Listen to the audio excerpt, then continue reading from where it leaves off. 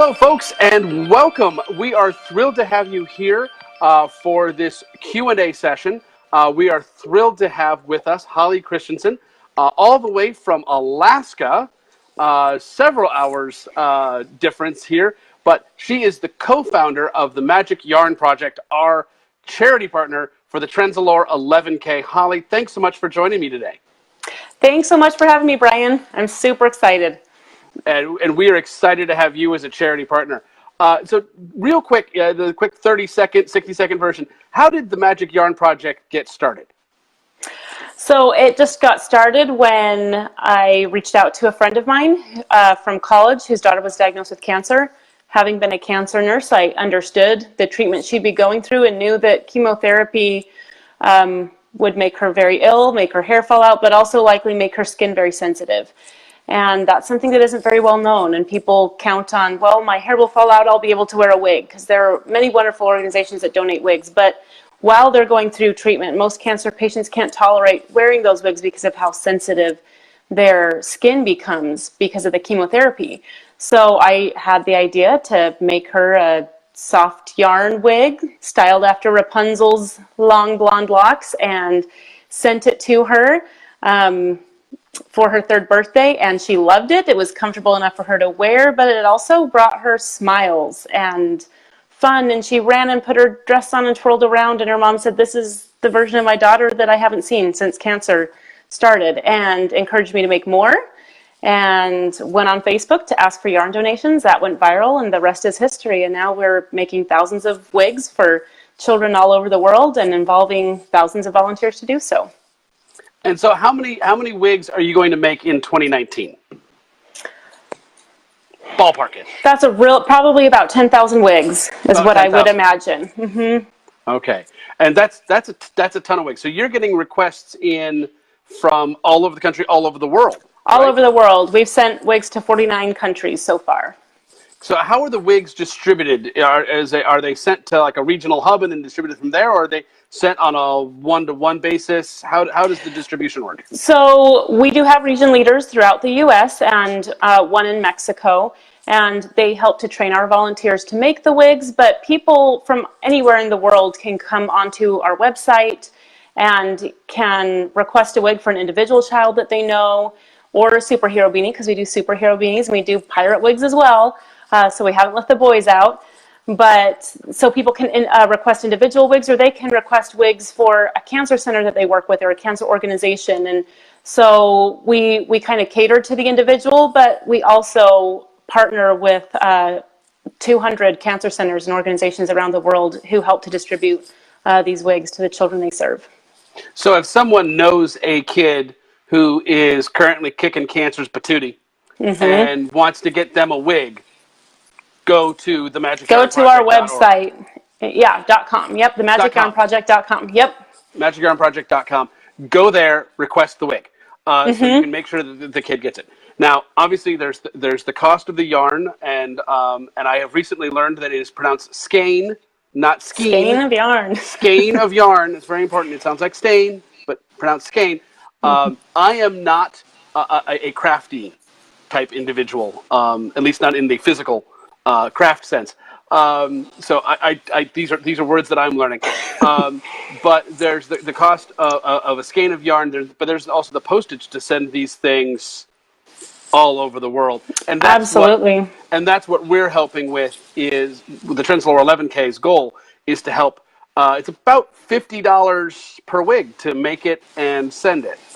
Correct. Yeah. That's what it all kind of shakes out to be. To make any style of wig, to send anywhere in the world, with the packaging that we send it with, and just all of the embellishments that we add on these wigs that make them look so much like their storybook fairy tale characters, and then sending them anywhere ends up being about $50. Yeah, and so we're going to help cover the costs for several hundred wigs, folks, with Trenzalore 11K.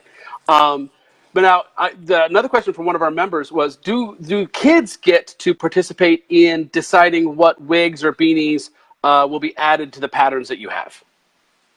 Yes. I mean, my kids were the first guinea pigs of, hey, Mom, you need to style that a little differently if you want to look just like Princess Jasmine. Or, you have to use the right color of sparkly gems on her tiara because Belle's colors are, red and yellow. There's no green or blue anywhere on her dress or in her outfit. And then they also, because I have children and I know what children love and what they watch, they go, you need to make this kind of a wig next. So kids kids can request any style of wig that they want on our website, even if it's not on our list or we don't have pictures of it.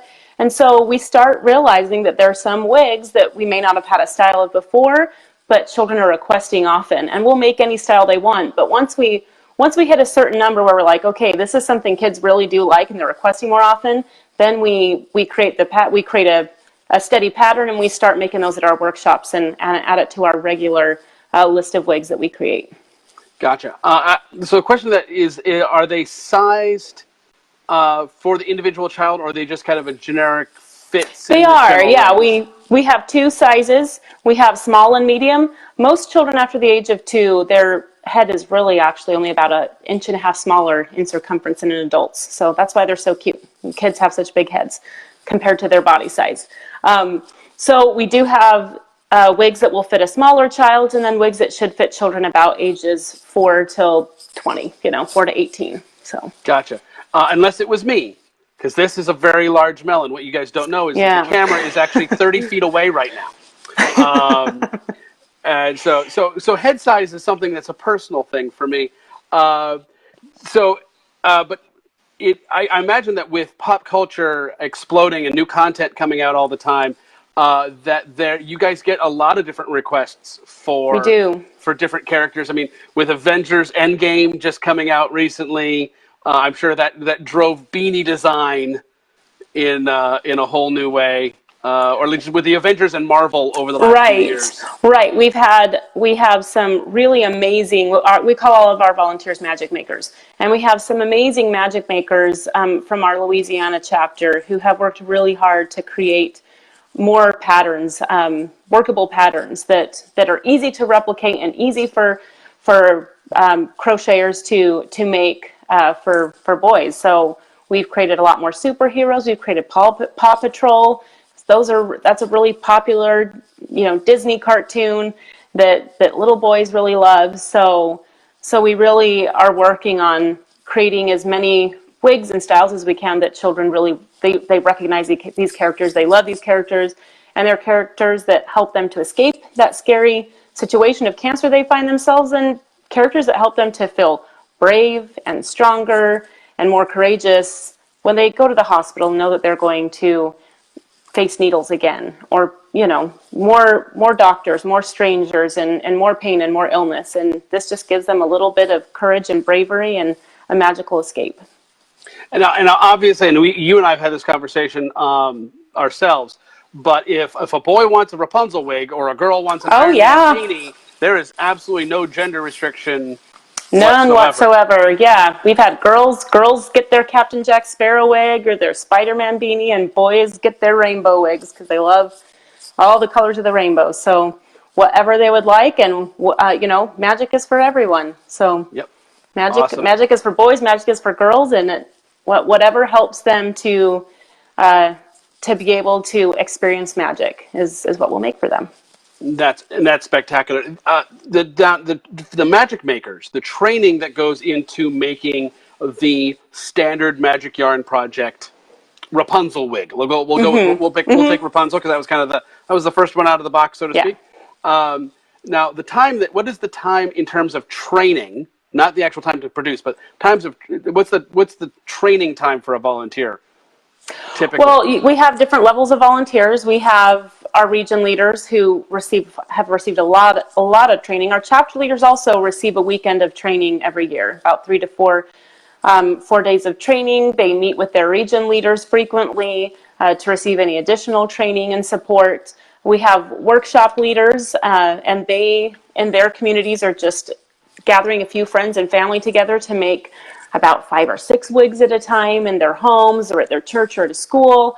And they have to go through, in addition to learning how to make the wigs through our tutorials that we have online, they go through a day of training as well with myself.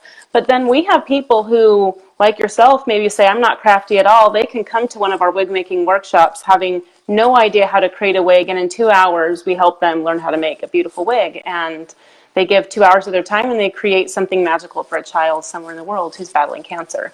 So there's So, really so many levels of involvement that so, people can participate in. so a couple hours, within a couple hours, if they went to one of the workshops, within a couple hours, someone has produced a wig. Yes. I'm And looking you at can you. do it. I'm looking at you people. I'm looking at you people. We actually have quite a few crafty folks, as you may have seen and heard, Yes. who are very eagerly making wigs as we speak, who are probably making a wig while watching this video, and they're adding the embellishment of starfish or other stars or tiaras onto onto the wigs. Yeah, we've got some very crafty folks that are already engaged and involved in making wigs for Magic Yarn Project, and that's awesome. Um, I guess to wrap it up here, what's the next major goal for the Magic Yarn Project? Are you guys looking for celebrity endorsements, a major partnership like with St. Jude's, or is there anything that big things on the horizon for Magic Yarn Project? You know, it's so funny because this really started out as it was going to be a local effort to just make a few dozen wigs in Alaska, and then we unintentionally went viral, and then we became a nonprofit, and then we go viral internationally, and so I just don't even know what to expect anymore. Right now, we're just hoping to, in the most organized and efficient way possible, which is difficult when you're working a nonprofit and you're all just a bunch of volunteers, because we have no paid staff in our nonprofit. We just all volunteer our time. We just want to be able to train more volunteers who want to be involved, make it easier for them to get involved, and reach more children. One of our challenges is being able to get into other countries. Although a lot of them do want wigs, it's difficult to get past their customs sometimes so that they'll be able to retrieve the wigs once they're sent. A lot of times customs denies them being able to retrieve items and they get sent back. And there are so many children all around the world who love our wigs. And so probably our biggest goal is being able to reach more children internationally, because as we have, we have sent to 49 countries, especially these children in third world countries. They are not only dealing with cancer, but a lot of them have lived their whole life in poverty. And they get one of these wigs, and it's the nicest thing they've ever received in their life. And so not only are they getting something that helps them through an illness, but something that if they didn't have cancer, they'd never have the opportunity to receive a gift like this. And so it's so special for these children. And we just feel it kind of this personal mission to really reach out to children in other countries. Well, I think our international members, because we have members in over 60 countries around the world, and Perfect. Awesome. and I think a lot of our international members would be very much interested in knowing when their country has a chapter. You know, if Sure. there's a Magic Maker Yes, and chapter in the UK or a Magic Maker chapter in Canada, in Australia. And while some of you are looking at me like, Brian, but I'm in Japan. I know I may not have mentioned your country, but our primary population outside of the United States is UK, Canada, and Australia.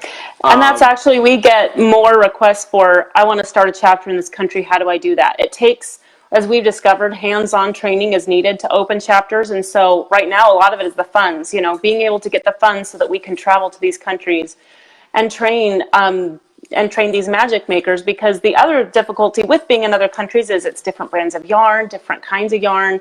And so being able to make sure that our wigs stay that same beautiful quality using only the softest yarns that will work really well, that resemble the characters they're supposed to resemble. So it's one thing that if we can get the funding and get the steady interest, we really would love to expand to those countries, because those are the countries that we have found people come to us the most, from UK, Australia, Canada, other places in Europe. How can I start this project in my country? So we'd love to do that. I sincerely hope that you do, and please keep us informed when it occurs, because, again, we've got a whole bunch of international members who will be thrilled when a chapter comes to their country. We will be too. We'll be excited. We'll be eagerly volunteering for you. So, folks, we want to help Magic Yarn Project with sending hundreds of wigs to kiddos all over the world. we could do this only through your help and your support, and signing up for the Trenzalore 11K, going to get your shirt. Very important. Don't forget your shirt. We got a little under a week left for this. We're doing well. We're on a good pace, but we really want to knock this one out of the park for Magic Yarn Project and all these brave young kiddos who are battling cancer and other diseases. It's not just cancer, but it's any disease that causes hair loss. You can make a huge difference. It's $25. Give up a couple of lattes, sign up for the Trenzalore 11K, and come join us. Holly, thank you so much for being with me today. Thanks so much for having me. I really appreciate it. It's a pleasure to virtually meet you, and though someday I hope Alaska is the only state I haven't been to, so I'm hoping to make. It's beautiful. You saved the best for last, so that's what I've heard. It'll blow you away. It's amazing. I'm hoping to meet you in person someday. I would love to go to Alaska. But until then, nice meeting you here virtually. Thank you so much, Brian. Thanks. Folks, go sign up. You don't have much time. It closes Sunday night. Go. Thanks.